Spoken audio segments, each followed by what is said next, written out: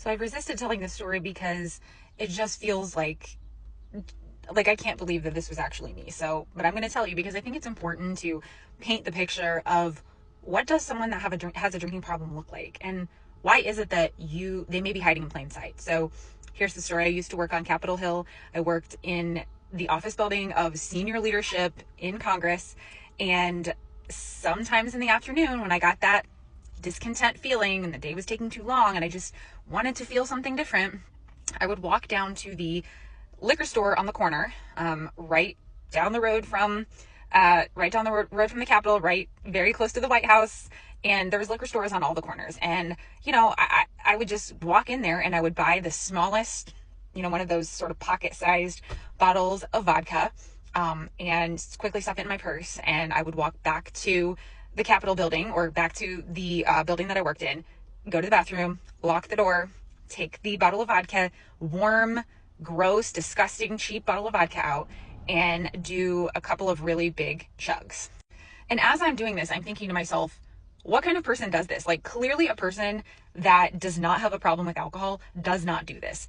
If anyone knew I was doing this, I would be completely mortified. I never told anyone, of course, that I did that. So after I'd had a sufficient amount of vodka, I would, of course, chug some water. I would get a Diet Coke. I would eat a million mints, chew some gum, because I didn't want any evidence in my office, of course, that I'm like drinking on the job.